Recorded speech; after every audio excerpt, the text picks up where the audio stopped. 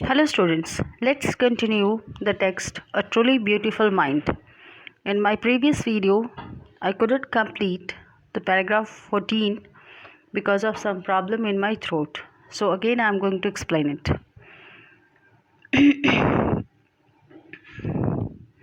When the Nazis came to power in Germany in 1933,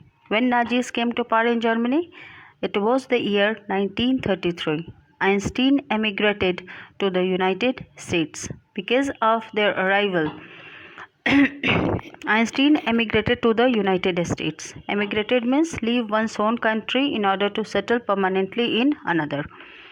5 years later, the discovery of nuclear fission in Berlin had American physicists in an uproar. And what is being said here that after 5 years, the Germans discovered the process of nuclear fission. Student, what is nuclear fission? Nuclear fission is the process through which nuclear bombs or atomic bombs are made. This process was prepared in Berlin. Due to this, all the physicists in America were upset. Here, in an uproar means were upset. Due to this, all the physicists in America, were upset as they feared misuse of the technology. And there were many scientists who escaped to America because of fascism. What was fascism? Fascism was a dictatorial concept which was started in Europe from Italy by the rule of Benito Mussolini. All the scientists were afraid that the Nazi could misuse the atomic bomb. At the urging of a colleague, Einstein wrote a letter to the American President Franklin D. Roosevelt on 2nd August 1939, in which he warned a single bomb of this type exploded in a port might very well destroy the whole port together with some of the surrounding territory. So, what happened? Since all the scientists were very much upset, so one of Einstein colleagues just requested him to write a letter to the President of America, Franklin D. Roosevelt, on 2nd August 1939. He warned him through a letter that the atomic bomb, which was developed by Germany, was very powerful. If one of these bombs exploded on any port, it would not only destroy the area, but also it would destroy the surrounding territory. His words did not fail to have an effect. The Americans developed the atomic bomb in a secret project of their own and dropped it on the Japanese city of Hiroshima and Nagasaki in August 1945. So, it is being said that this shows Einstein's humanitarian quality. He was worried about all the destruction that could be brought by that atomic bomb. He wanted peace in the world. That is why he wrote his concern to the President of America and warned him. But what happened? Albert Einstein later had an impact on Franklin D. Roosevelt, but it did not happen as he wanted. Its result was something more terrible. The Americans developed the atomic bomb secretly and dropped it on two cities of Japan, that is, on Hiroshima and Nagasaki. Hiroshima and Nagasaki.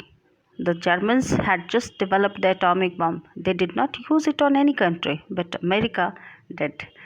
So what happened? His words did not fail to have an effect. The Americans developed the atomic bomb in a secret project of their own and dropped it on the Japanese cities of Hiroshima and Nagasaki in August 1945. Einstein was deeply shaken. Einstein was deeply shaken by the extent of the destruction because it wasn't meant to his letter. He wanted peace, but his letter brought destruction. This time he wrote a public missive to the United Nations.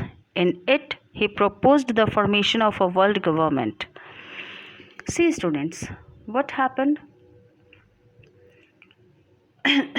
This time he wrote a letter, missive to the wrote a public missive to the United Nations. Missive means letter, especially long and official. Means which type of letter is called missive? Especially that is long and official. He wrote an official letter to the United Nations organization. Okay, in it he proposed the formation of, and in that letter, what was the content of the letter? In it he proposed the formation of a world government. Unlike the letter to Roosevelt, this one made no impact. But over the next decade, Einstein got even more involved in politics, hesitating for an end to the arms buildup and using his popularity to campaign for peace and democracy. It is being said that